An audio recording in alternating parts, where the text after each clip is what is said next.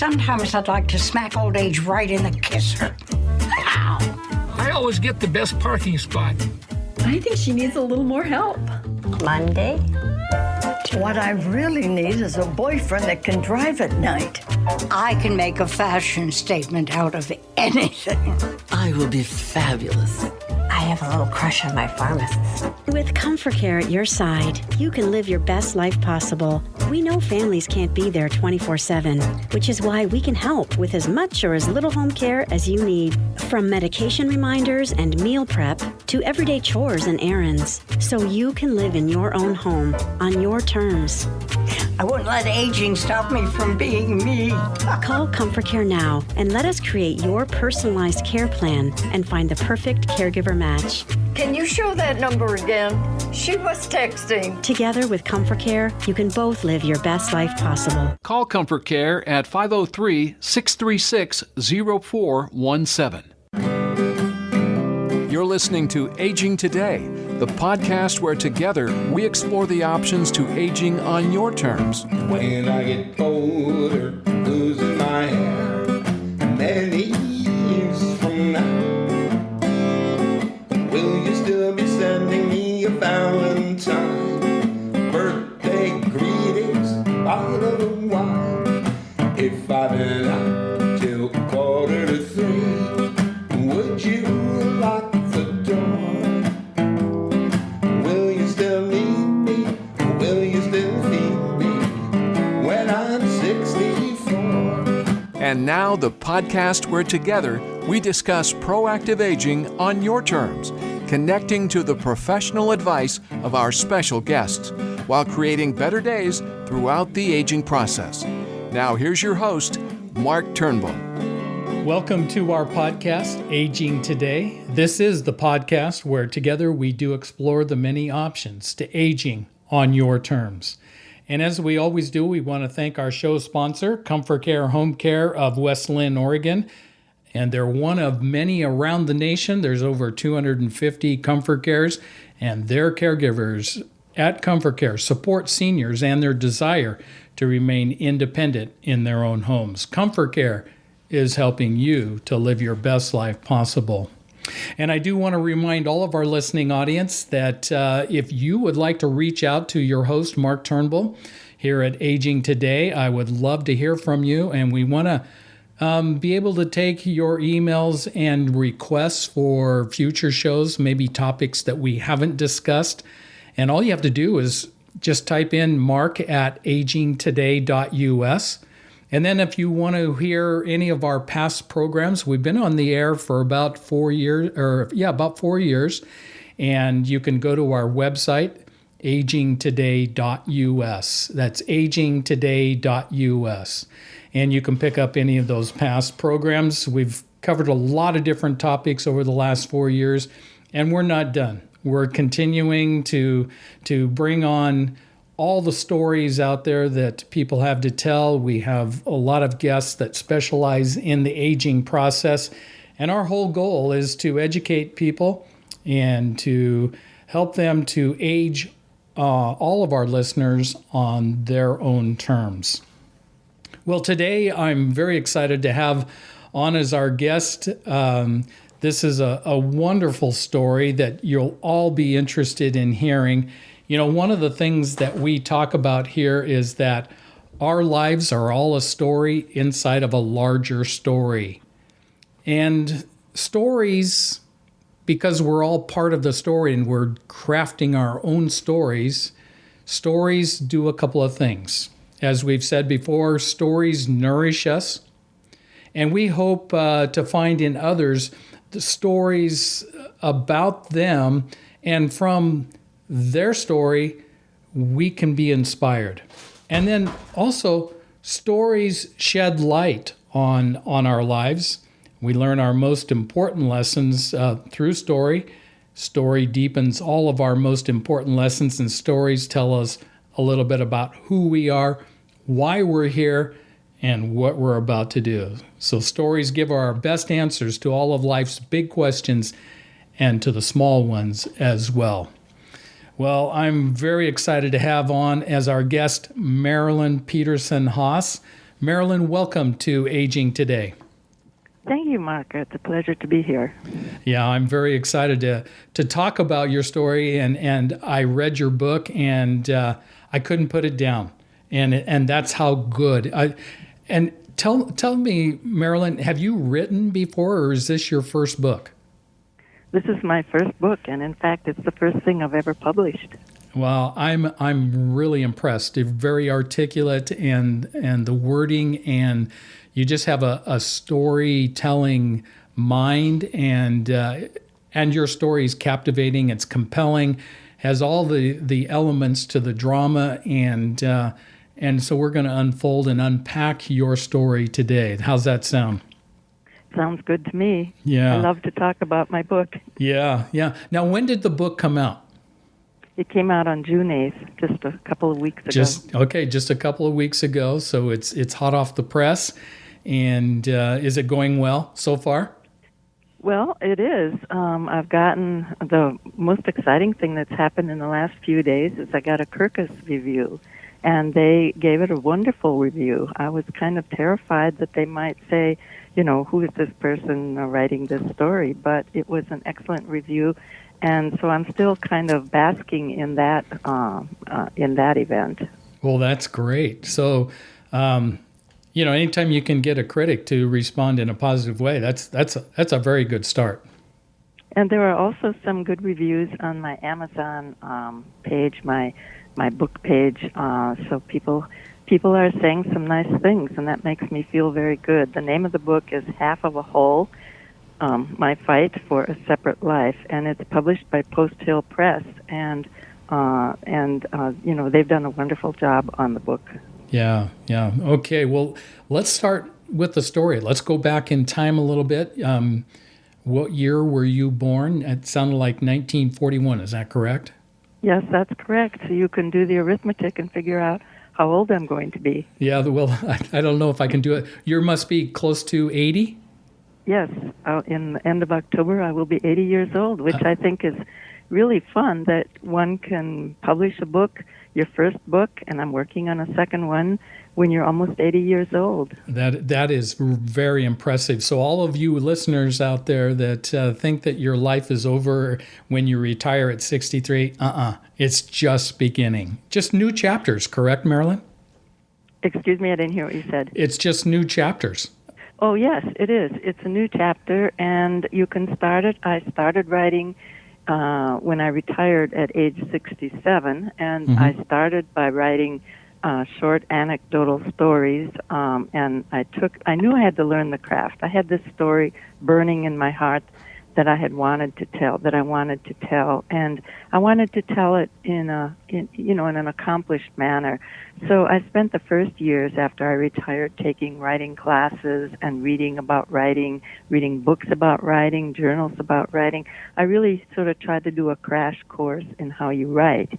And then about 3 years of that, my writing partners were saying, Marilyn, everything you write is about your twin is in everything you write.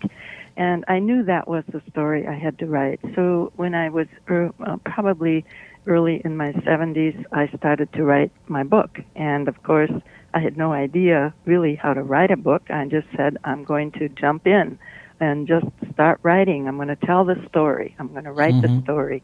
And by the time it took me till, a couple of years ago, it's taken 2 years from agent to publisher to published. So it took the better part of my 70s to write the book.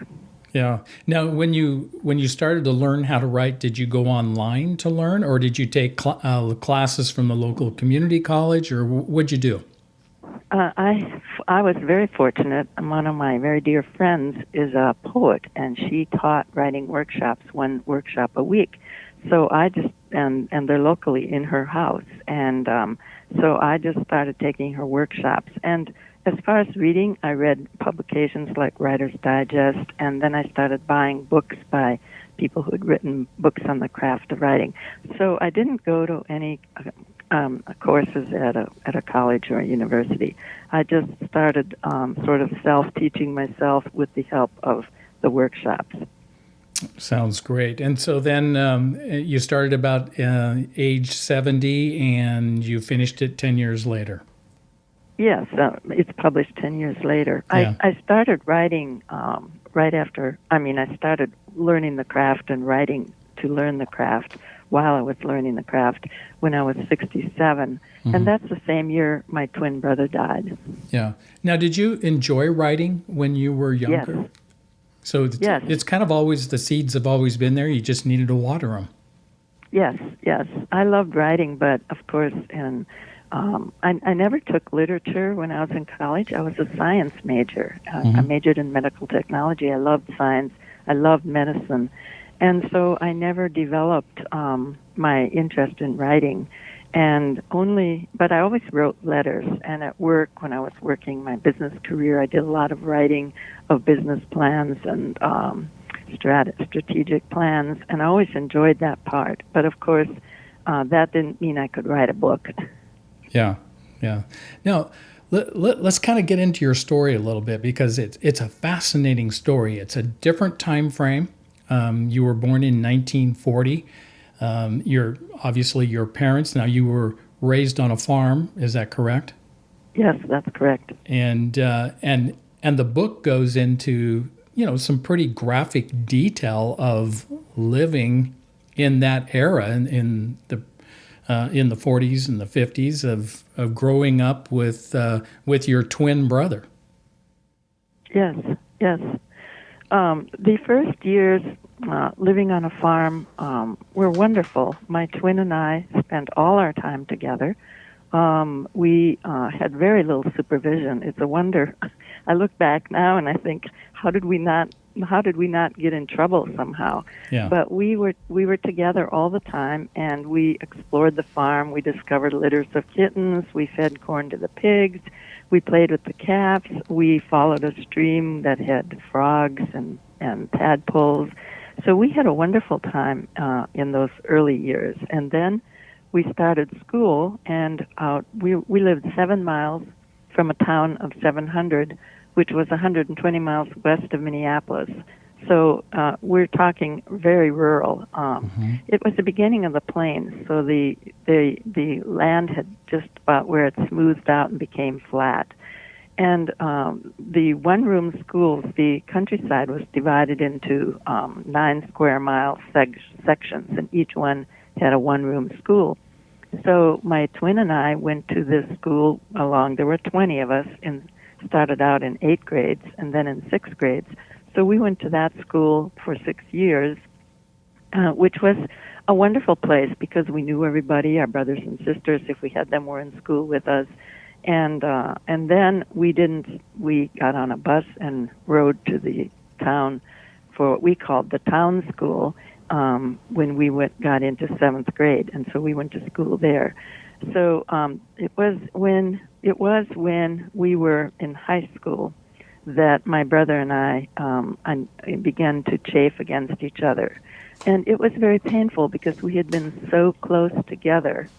But that was when my brother started to develop some, what I look back now as could have been early signs of his mental illness, but at the time, it just all seemed quite normal, and maybe was quite normal. He did develop some tics and shrugs, as I said, and he also became quite antagonistic with our father. My dad wanted him to help at the work, and he would be laying across his bed in his room. He did not like the farm work. He thought the work was too hard. My father had this expectation his firstborn son, my twin, was going to take over the farm. He had this expectation that he would be the authority in the family. He would be all those things that you wanted your firstborn son to be if you were a farmer like my dad. And so that was a big disappointment to my dad. And my mother had to practically drag him out of bed to get him to go to school in the morning. So, I look back now and I say those were clear indications of depression. Yeah. Now, whether it was an unusual amount of depression, it's hard to say. Yeah, and it is difficult because I've got 3 boys, and I remember I grew up on a farm also here in Oregon, and it's hard to get out of bed and go to work. And yet, so some of that is just being a young child and a young boy, and you're growing, and you want to, things are happening in your life and all kinds of changes going on. But you did notice some specific things that were red flags. Well, and that's looking backwards. At the time, I was just annoyed, and my dad was frustrated, and but looking backwards, you start thinking, was that depression an early sign of his bipolar disorder? But it wasn't until we both went to college. By the time we got to the end of high school, I wanted to escape. I wanted to escape from the isolation. We were raised in a fundamentalist evangelical family. We weren't allowed to dance. We weren't allowed to go to movies. We weren't allowed to play cards. And I felt like I was being, chafing against those restrictions. And also my brother and I by then were getting into a lot of arguments, and I just wanted to escape, to get away. What I didn't know was that my mother would send my brother to the same college I was at. So I didn't escape from him. I escaped from the isolation of the farm. And he dropped out after a year and a half. And he went home and tried to farm with my dad, which, as you can imagine, did not work. And then he went off to the Army, and when he came home from the Army on a leave, he visited. By then I was married. I'd graduated from college and married and moved to the East Coast. And it was then that I said, something doesn't seem to be quite right. He had always been a quiet, non-confrontational, a gentle person, I would say.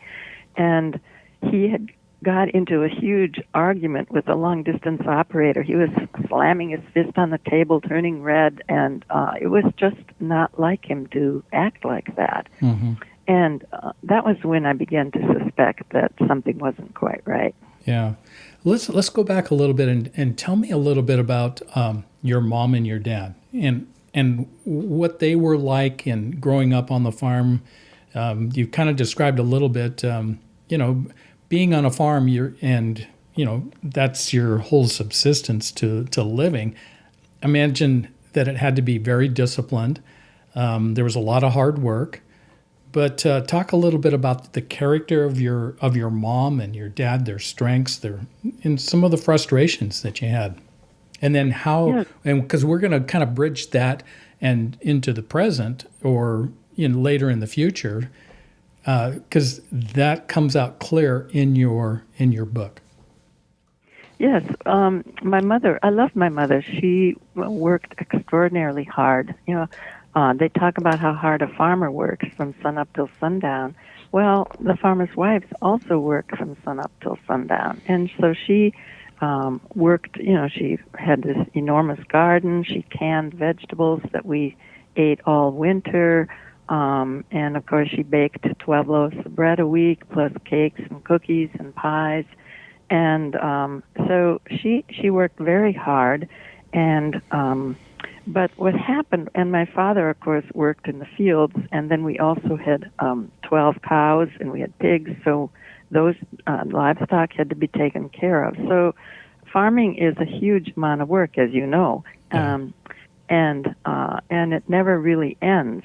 But the expectation of my father, who wanted this son to, he wanted this son to be his golden boy, and clearly it wasn't working that way. And what my mother did was took it upon herself to make him into the son my dad wanted, or tried to make him into the son my dad wanted. And one of the most shocking things I learned from much later in life was that my mother had kept me in a walker for 3 months after I was able to walk in order to keep me from walking before my twin walked. And that was because she felt anything I did detracted from him. It somehow diminished him. And so that particular approach to trying to make my brother look good continued throughout throughout our lives.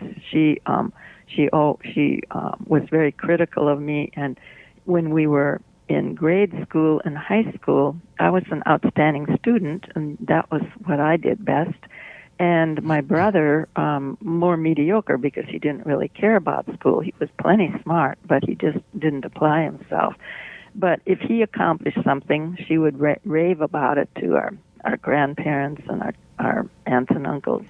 But my accomplishments never got acknowledged, and I think it was for that reason she did not want what I had accomplished to make my brother look bad.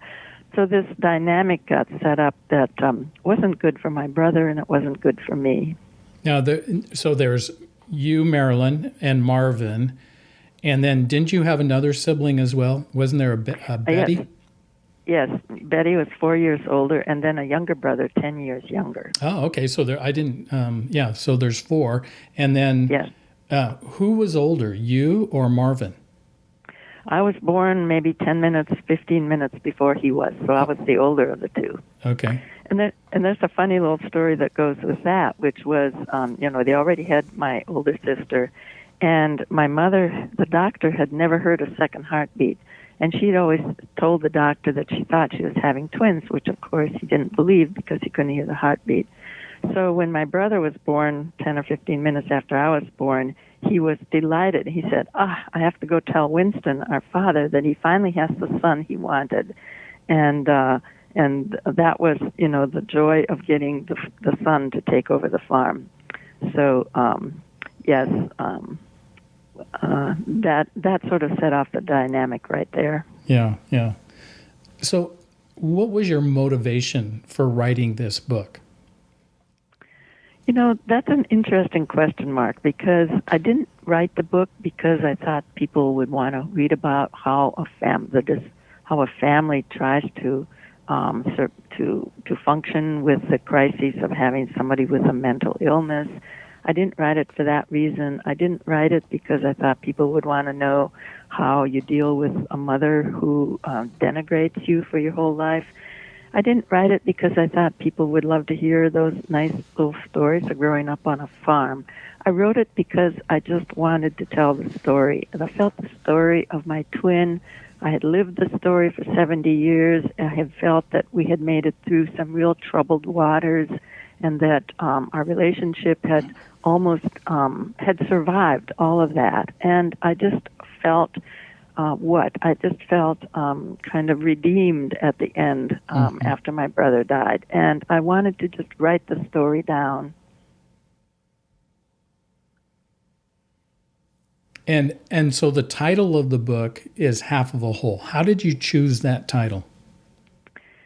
Well, I had been working in workshops, and one of my friends suggested the title when I was trying to look for a title. And I thought, yes, that is the perfect title, because one of the issues for twins, and this certainly was true of me, is that when you're at the age of when you're supposed to differentiate yourself from as an individual from the people around you, one of the risks for a twin is that they take their twin into their own self-boundary. And so your twin is as though they are a part of you, and they're an extension of you. And so part of the reason that Half of a Whole sounded so right to me was because my twin was part of me, and without him, I felt like I was only half a person. And that was a real issue for me because everything that happened to him, it was as if it had happened to me.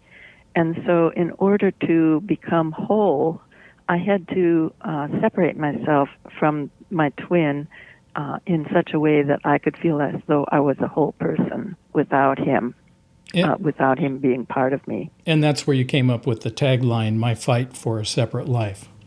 Yes.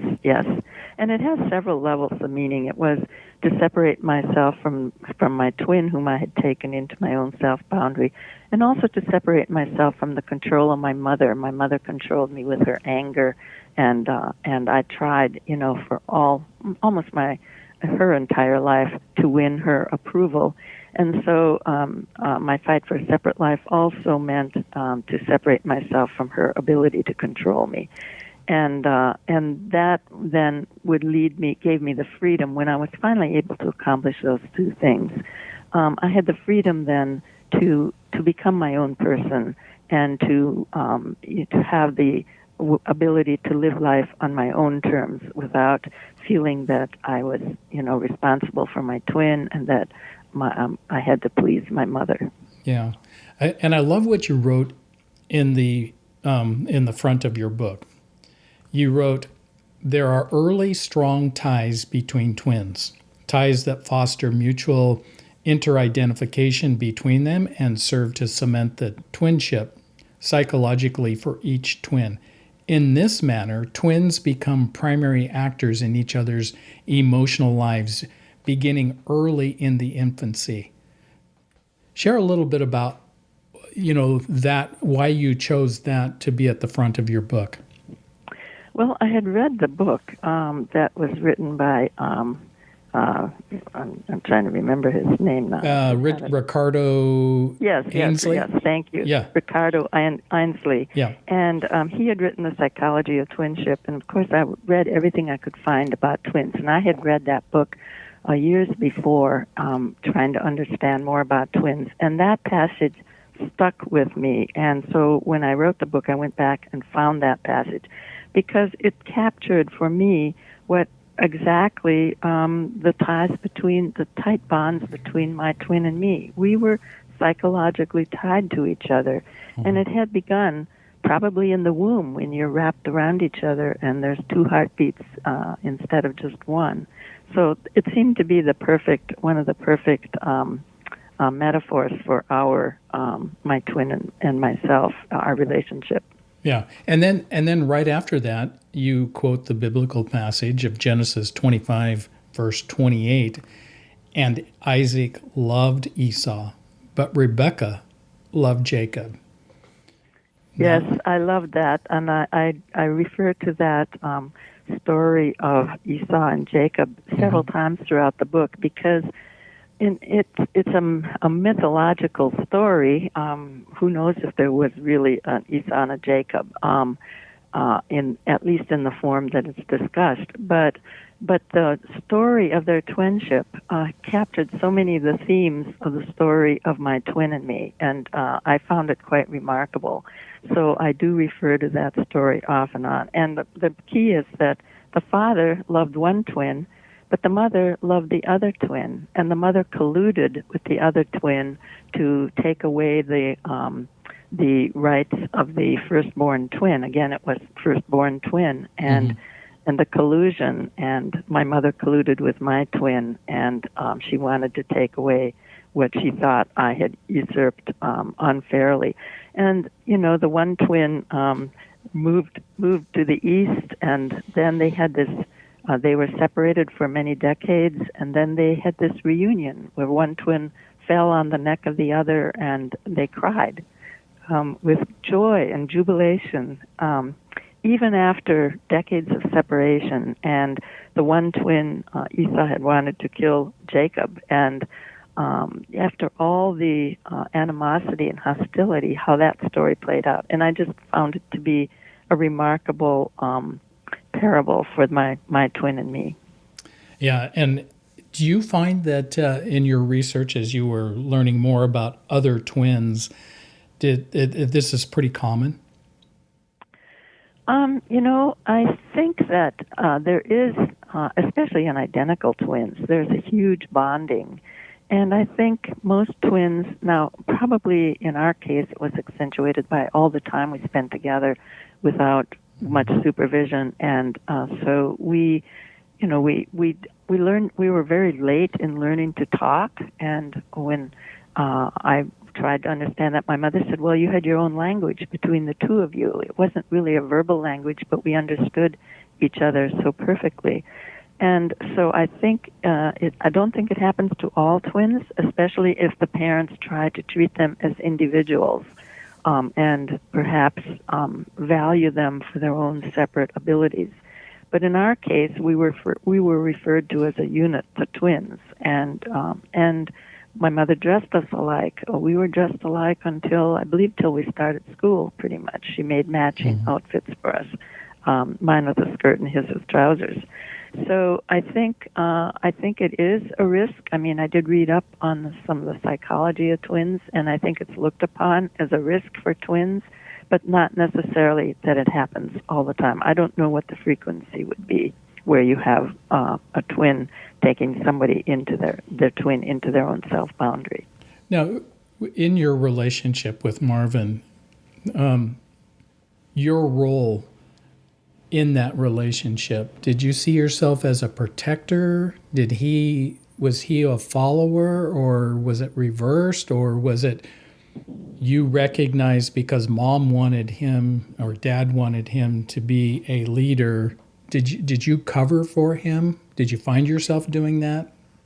I certainly acted as his protector, and I certainly was the leader. And I don't think I thought about it. He was my twin, and we did lots of things together, and I didn't really think about it, but I certainly felt responsible for him, and I was more conscious of it when we got older. If I got invited to a party, I'd want him to get invited to the party, and then the older we got, the more I felt responsible for his well-being. So I think when we were little, I didn't really notice it, the dynamic. Now, I think there was some allowance made. Well, he's a boy; he's not interested in books, and then my mother, I think, did a pretty good job of covering up many of the fact that I was the leader. So I became increasingly aware of it as we became older, and my sense of responsibility grew, and I really felt as though I felt guilty. I felt as if I had taken away what rightfully belonged to him by being the twin that was more was successful in the normal ways you look at success. I felt a huge amount of guilt, and I'm sure that came from the dynamics when we were growing up. Yeah. And did the writing of this book, help resolve some of that with you? Yeah. Yes. Actually, the way it was primarily resolved was when my twin, at age 45, had his breakdown, his mental breakdown, a psychotic episode. We had, he lived in Minneapolis, we lived on the East Coast, but we ended up at a holiday visit at my mother's condominium and in Minnesota. And I had to call the police. He was beginning to have hallucinations. He began to frighten us, and his daughter was there, and we had to, one of our children had to protect her because we didn't know what he might do. And so, but I was the one who had to call the police, and it was amazingly difficult, and it was frightening. It was all the things you can imagine it would have been. And so he was finally, the police got him into the hospital. They were going to take him to jail, and I had to beg with that. I had to stand out in that Minnesota winter without a jacket on and listen to the police haranguing me because he had managed to punch his way down the hallway and break the glass door with his feet on their way out of the building, and they just wanted to take him to jail. And I had been in communication with the emergency room for hours trying to figure out how to get him the help he needed. He obviously was very sick.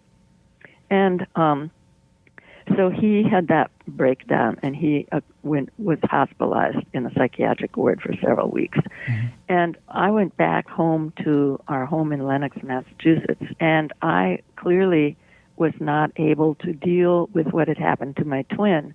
And so I went into therapy, which, of course, our family the religious upbringing we had did not believe in therapy. But I had a wonderful therapist, and he helped me open that ocean of grief, which I didn't even know I was carrying with me. I had lost the brother I loved as a child. He had disappeared, and now I had to call the police and have him put into a psychiatric hospital. And he helped me open up that enormous ocean of grief and guilt and loss. And so 3.5 years of therapy helped me work my way through all of that. And then, but then I still had the issue of my mother. She had returned a letter I had written to her when I graduated from college. I graduated summa cum laude, and a few months later, she returned a letter of love I had written to her and said she didn't want it anymore. She treasured it, but she didn't want it anymore because I was not the daughter she thought I was. And at that point, I was heartbroken. I was devastated. And I built a wall of insulation around myself because I couldn't bear her criticism. I couldn't bear to be demeaned by her. And so I hadn't realized, I remember telling my therapist, I don't feel anything, about my mother. I don't feel love. I don't feel hate. I don't feel anything. And he said at one time, when I finished the 3.5 years, he said, we never got to break through that wall you built between you and your mother. And he said it was too deep and too painful. And that's why we hadn't been able to work through it. It took me another 15 years or so before I finally was able to confront my mother. And that rage I had shoved aside erupted, and that helped me. At that point, I had worked my way through many of the issues that I had, and once I confronted her and she kind of backed down, just for a short time, I finally had what I needed from her, which was that she admitted she had been not fair to me. And so the writing of the book made me go back and really rethink all of this, what had happened. And the way I just told it to you, I'm not sure I would have told it that way before I wrote the book, because the book made me, when I was writing about these things, it was as though I was transported right back to the time it happened. I felt the emotions all over again, and I was able to capture some of that and put it on the page. So yes, the book definitely helped me. It helped me by going back to untangle all of that and to try to understand it and make sense out of it. And there's something about that healing and putting all of this in order and bringing understanding that seems to have helped you to live with your past. Yes, definitely. I was with both my brother and my mother when they died. My brother and I had developed, as I tell in the book, I had found a way to relate to him, even with his mental illness. He was hospitalized 8 times, and from the time he was 45 till he died at 67. And each time he became manic, he would accuse me of ruining his life, that when I called the police and he got labeled. And so when he did something he claimed that if he did something that would be acceptable to anyone else, he would get sent to a psychiatric ward. Now, what he did was not within normal realms, but he would rant about me and how I had destroyed his life.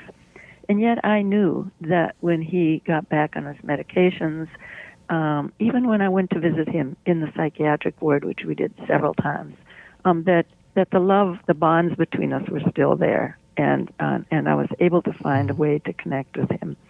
And when he disappeared from he has a wonderful daughter, and we couldn't figure out where he had gone when he was it was by then ridden with cancer, and he had entered himself into the hospital because of needing treatments for his cancer, and told the nurses that there was nobody to notify, nobody to call. And his daughter called his manager at work, who he had told that he was going to the hospital. And so we were there, and I was able to spend the last 5 days of his life at his bedside, and we were able to talk about our childhood and all the many wonderful things that had happened. So that was very cathartic for me. And the same with my mother in a different kind of way. After I confronted her, I realized that I had to accept what she could give me and what she couldn't give me, and that what I had looked to get from her she just did not have the capability to give to me. And once I accepted that, I found that underneath all that anger I had stashed away, I still loved my mother. And I think in her own way, she loved me. And that this whole dynamic of the twin and the firstborn son had kind of poisoned the waters for us. And so then I really looked forward to having the relationship with her I'd always wanted. But sadly, not long after that, she started sliding into dementia. And then she ended up in a nursing home for about 6 years. But I'd always go, and we'd visit several times a year, and we would spend much of our time with her. And she turned into a loving, soft, gentle person, like the mother I had wanted her to be to me. So that, and I was also able to be with her as she died, to spend the last several days with her. So yes, there was resolution for me, and I felt very settled after that. I felt as though I had managed to find a way through those negative relationships and come out on the other end in a full of forgiveness and love. So, and when I wrote the book, I wrote it from that perspective, that I knew that was the way it ended. So, yes, the book helped a lot, but there was a lot that happened along the way. Yeah. Now, did you, all during this time when your mom was still alive, were you writing the book at that point? No. My brother died the year I retired at 67, and mother died. Well, I'm sorry. My mother died half a year before he died. Mm-hmm. So when he died at 67, my mother died half a year before that. Yeah. And so it sounded like when she passed, there was some healing between the two of you. Yes. And that enabled her to kind of put the past behind her and give her that that assurance, that freedom, that when she left this world and to the next world, that there was a peace that had overcome her. It sounds like that's what you were saying. Yes. I think for both of us, once I worked through my anger at her, and I became very loving to her, and she became very loving to me. So yes, it was a good resolution for both of us. And so I think, she lived to be 94, and wow, so that's good. Yeah. So, I think about a lot of families that, all families were all dysfunctional somehow, some way, yes. and I want to say thank you for having the courage to write about all of your dysfunction, the family that you grew up in, and in truth, we can all relate. I think the most important book in the world is the Bible, and yes. Mm-hmm. and the Bible is chock full of stories of dysfunction.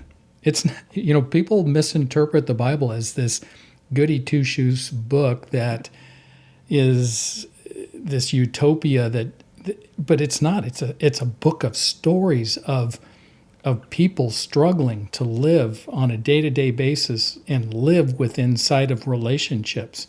And Jacob and Esau, just the perfect one to describe but we can all identify with many of the stories in the Bible. Yes. And when I was reading your book, I was going, oh my goodness, this is taken right out of the scriptures. Yes, that's true. And one of the things that I felt as I was writing the book was I had this sense that of disloyalty. How can you put this down? You're disloyal to your family. It's like, why are you exposing these all the things that happened? And I had to struggle against that because that would stop me from writing the book. I mean, if I couldn't write honestly, and if I couldn't make real people who had good parts and bad parts, I mean, I think I felt a great compassion for everyone in our story, everyone in our family. Everyone was trying to do the best they could. They were just coming at it from their own values, their own point of view, their own expectations, and their own understanding of life and what they were living inside of as well. I mean, none of us are perfect. Exactly. And I can definitely see how people, you probably had to deal with that, the imagery of throwing all of your relatives under the bus, so to speak. And that's not it at all. Right. I think the one I was most worried about was my brother's daughter, and it's her father I'm writing about, and her mother, my brother, her parents, my brother and his wife, stayed married right up until the last several years. She was a real trooper. She went through his mental illness, his depressions, and then the manic episodes, and it was a real struggle, and she stayed with him until she felt like for her own safety she had to leave. And she protected their daughter. So their daughter was not very aware of his mental illness and how it affected, how badly it affected him. And so I was deeply concerned about how my book would affect her. And she has a job for IBM in Rochester, Minnesota. So when we went to Minneapolis several times while I was writing this book, I went and visited with her. I didn't really know her before my brother died because he'd kind of kept her from us. And I found that she was just a lovely, wonderful, thoughtful young woman. And I went to talk to her about the book and how she felt about it. And I remember saying something about, we go through the valley before we get out the other side. And I said, some people might be upset about the way I've written the book. And her line was, well, then they should write their own book. Very good. Absolutely. The maturity of this young woman was amazing. But I think it's been hard for her. I gave her a copy of the book back, several copies while I was writing it, and she scanned it once and felt she wasn't really quite ready to read it, although she had picked up most of it. And then but she has been very supportive in my writing it, and she knows I loved my brother. She loved her father, so that was hard. My sister, on the other hand, was terribly worried about how she was going to be portrayed in the book. She really worried about it, and I told her, I said, Betty, you were such a generous sister. I don't know why you're so worried about it. And she said, well, I could have been a much better sister. I could have helped you.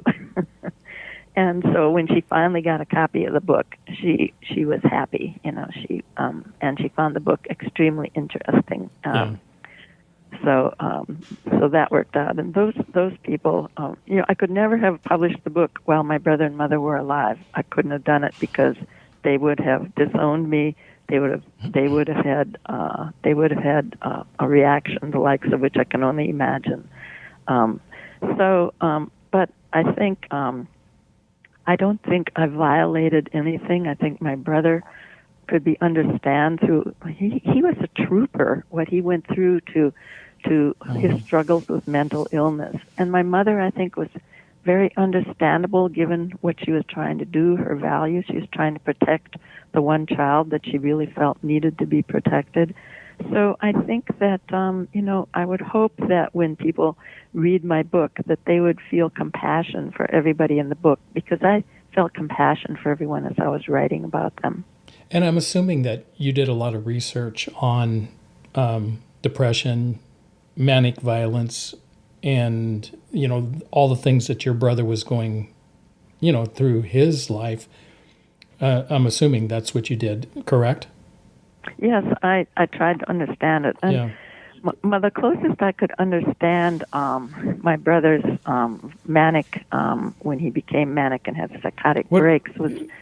Marilyn, just define what manic means for our listening audience.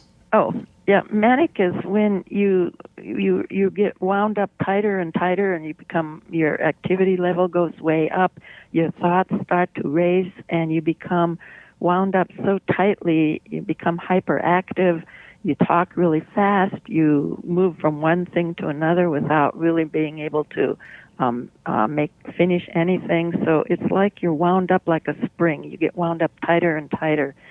And in my brother's case, if you don't get on a medication to slow you down, you can become psychotic. Your brain just takes over. And it's like when I was watching my brother kind of move in and out of psychosis, he would have hallucinations. He would be hallucinating about armies marching on us. He would have hallucinations that he was God, he was Jesus.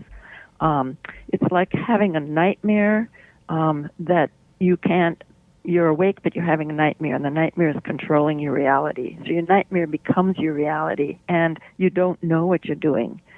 When he had a psychotic breakdown, he didn't remember any of that happened when I had to call the police. Is mental illness, is that a progressive disease? Does it he was born with it and you saw bits and pieces of it as you look back, and did it then progress and get larger? Well, the research on it is still pretty unclear as to what really causes. He had bipolar disorder, and they think there's maybe a number of genes that are involved, but a different array of genes. But then there's also the sociological part of it, where it's a combination maybe of getting a propensity by inheritance, but then stress and things that happen to you socially can act as a trigger. So it's like it's unclear how much is genetic and how much is triggered by what happens to you socially and psychologically after you're born. And in the case of bipolar disorder, it usually shows up in the early 20s. That's when you normally we'll see the first signs of manic behavior. And I think that's also true of schizophrenia, although I have to admit I don't know much about that. But my brother was highly unusual in not being diagnosed until he was 45. Most of them are diagnosed, most people with bipolar disorder get a diagnosis when they're in their early 20s. And the way I understand that is my brother was so good at hiding his symptoms, and he fought so hard to keep the illness from affecting him that he was able to hide it from all of us until he was 45. I saw some signs where I wondered about him at times, but then I had my own life by then, and he had his life, and he was married and had a daughter, and I think, okay, everything is fine, and that's easy to do.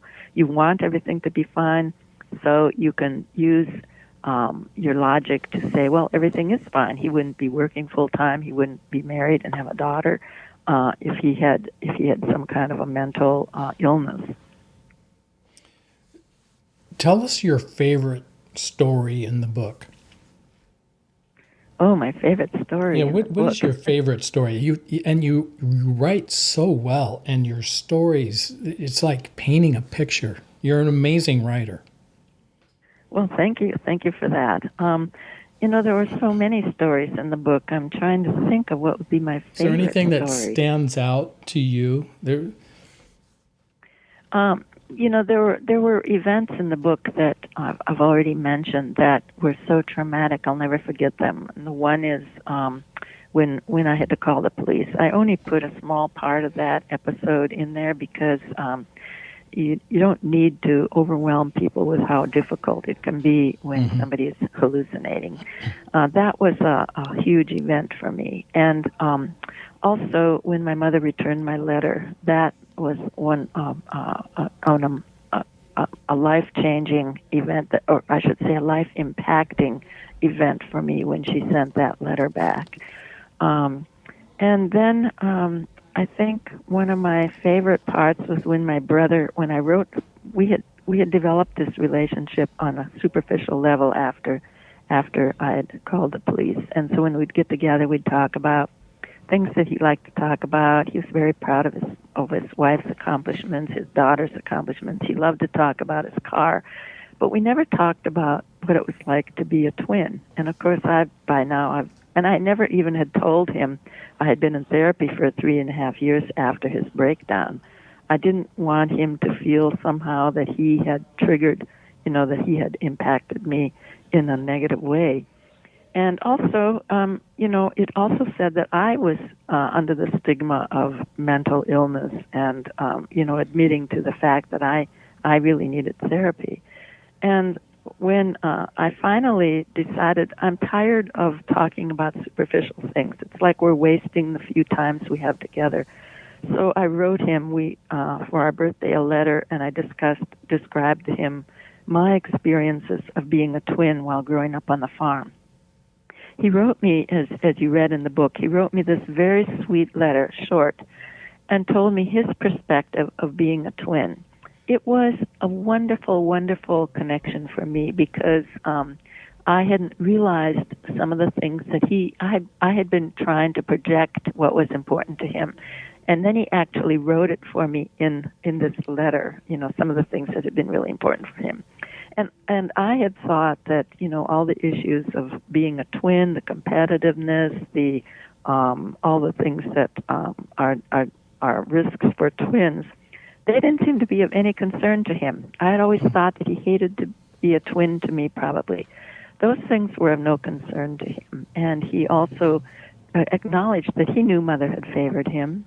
And then he talked about one uncle that he talked about his terrible relationship with Dad, and we had never talked about these things. And then he also talked about the trauma of wetting the bed. He wet the bed for many years. I think he was maybe 9 years old before he stopped wetting the bed, and what a trauma that had been for him. These were things we had never talked about, ever mentioned, and he revealed himself to me in a new way after I had revealed myself to him. That was probably the sweetest, best story in the book. Sounds great. Was there anything, let me go to the other end of the spectrum, was there anything in the book that you wished that you either didn't put in there, or maybe you wish that you did put in that you left out? There's tons of pages that were written and are not in the book. Yeah. For every chapter that's in the book, I had probably I was learning to write while I was writing, so I did tons of rewriting. And anybody who wants to start writing, the writing is one thing. It's the rewriting that's where you really have to work and rewrite everything until you get it the way you want it. And I worked with 2 editors, which first one who helped me shape the book. She helped me say, these are your themes. This is, we need to know more about this, and no, we don't need to know about that. So she helped me throw out stuff that wasn't really relevant and put stuff in that should be. And then the second editor helped me sculpt it, and both of them encouraged me to go deeper into what they said. It's not what you did or what you said. It's how you responded to what you did and said. What effect did it have on you? And so that encouraged me to, as you know from the book, get very deeply personal. And I can't say that anything comes to my mind of what I wished I would have left out, and I can't think of anything that I would have wanted to add it. My overriding fear is that, if I were to say I had a fear, was that people aren't going to see the good sides of the characters. That because I had such a difficult relationship with my mother, that they aren't going to see how much I loved her and that she did love me. And so those are the kinds of things I think about. But as far as putting more in or less in, nothing, I can't say that. Maybe if it has a second printing, I'll think of something to change. Well, one of the things that I often say is that all of our lives are a book, and we're constant. We're the authors. We hold the pen of each of our own lives, and we get to write our story, and to the very end.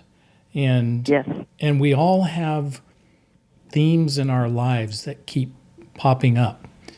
And as I was reading your book, there were many, many themes that you kind of alluded to a little bit earlier. There was the theme of twins. There's what I wanted to do is I wanted to take each of these themes and just have you comment just real briefly on each of these particular themes. Just kind of a takeaway. If you were to paint a broad brushstroke for each of these themes, what would you say to our listening audience? Let's start with theme twin. Just the theme of twin. Yes. Okay. I would say about the theme of twins that there is a unique bonding between twins, and it starts early, probably in the uterus, and there is indeed a unique attachment and that stays with them throughout their life. And the second theme, I would say, is mental illness, the absolutely destructive impact it can have on a family and how devastating it can impact relationships, destroy relationships. And I think the third theme, I would say, is that it's very hard to separate yourself from people you love, to find a way to separate myself from my twin, that I didn't feel responsible for him, and to separate myself from the control of my mother. And that's all part of the journey. It takes an entire life to come to, I think, a place where you can begin to untangle all the things that have happened, to try to understand all the things that have happened, and to make sense out of your life. And it's a lifelong process, but it's a worthwhile journey, and it can lead us to have the freedom to free ourselves up from a painful past, to free ourselves up so that we can live our own lives and become the people we are meant to be, and to have a life where we have control over our own existence, and we don't have to feel responsible or under the control of someone else. And that it's a journey well worth taking, and that freedom is hard to earn, but it's wonderful to have. Talk a little bit about the other theme, favoritism and sexism, and what would you say to our listening audience that, maybe you grew up in a family and maybe you were, or maybe you were the one that, was slighted growing up. And yeah. What would you say to our listening audience about favoritism? Favoritism is, I think parents should really be careful for favoritism. I think you really need to be careful. And even if you have one child that seems to be perfectly fine and another child who has some kind of a disability, that child who is well needs to be loved, needs to be felt that they're loved, and needs to be felt that they're valued, that the sun can't shine totally or more on one than the other. My kids tease me about the fact that I'm such a one on, trying to treat everybody fairly, and that nobody should be favored. And I think that comes from my experience. So I would say to people who have children to try not to show favoritism. Everybody needs to be loved. Everybody wants to be validated. Everybody wants you to champion them and to try to do it that way. And favoritism hurts everyone. It hurts the one who's favored, and it hurts certainly the one who's not favored. So especially in the case of twins, that I think is critically important. Yeah, I worry in our culture that we're swinging too far the other way, and we're kind of distancing ourselves from young boys. And yes. I see some of the implications coming out of that in the years ahead as well. Yes. Every child is worthy of being valued. Every child has positive traits. We're all human. We all have good traits. We all have bad traits. Yeah. And our children should all be valued for the good things they have and be accepted for what, the things they aren't able to do. Yeah. Talk a little bit about religion. You said that you grew up in a fundamentalist, church. Yeah. And describe what that was like and what was your takeaway there? I was raised in the fundamentalist segment of evangelicalism. Evangelicals are born-again Christians. The fundamentalists have a literal interpretation of the Bible. And they also, at the time I was growing up, had a very rigid view. You were either a born-again Christian or you were not. And if you were a born-again Christian, you were going to spend eternity in heaven. And if you were not a born-again Christian, you would suffer in hell. And it was a very rigid black and white view of the world. And I think that's not even true of the fundamentalist evangelicals anymore. I think they've softened. They've had enough experience with the humanity of people that nobody is all good or all bad. Mm-hmm. So I think they've changed. But at the time I was growing up, that was what we were taught. And I was a born-again Christian, a fundamentalist born-again Christian, I think until I got to college, a small Lutheran liberal arts college in Minneapolis, Augsburg College, where I had it's a conservative Lutheran school, but they had some wonderful professors, and those professors opened up a whole new way of thinking about religion for me. Yeah. And and so I ended up retaining what I thought were the really good, valuable parts of the Bible. Jesus was a wonderful teacher who taught us the things that were really important. Empathy and caring about the downtrodden, all of those things are extremely valuable. But I didn't have to worry about, that you can't drink. It seemed like when I was growing up, religion was about all the things you could not do. Mm-hmm. And it wasn't about the things we should be doing, caring for each other. You can't drink, you can't smoke, and you can't go with girls that do. Yes, exactly. You've got it. Absolutely. I think we've all kind of been there, and fortunately, the way we practice our faith has evolved over the years, and that's very, very encouraging for sure. And then let's finish up on the theme of farm life that you wrote about in the book, and I think this was my favorite. I just love the way you described, as a young child, growing up on a farm. I'm sorry, the question, what you wanted me to, I missed the question.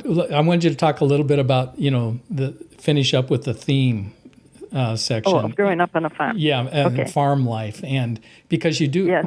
You have a wonderful way of painting a picture. And I think there's a lot of people today that haven't had that opportunity. We're not an agrarian culture as much as we once were. And they can't relate to that. And so, but you do a wonderful job of painting that picture of what it was like being a young girl and a twin with a brother. And, you guys just had a great time. Yes, we did. It was an idyllic childhood because we were totally immersed in nature. We were barefooted from the minute the ground was warm enough to go without shoes, which was probably, it was still pretty cold. We took our shoes off, and we were close to the earth from our feet, walking through the sand. I still have visceral feelings of how things feel to my feet: sand versus gravel versus dirt versus grass. And we did things like we had a cow tank with water in it, and for the cows, and it would grow moss on top. We'd go down and screen out that moss with our hands, and we would catch garter snakes. My brother would hold the garter snake over a stick, and we'd examine it and look at all the colors and the shapes of the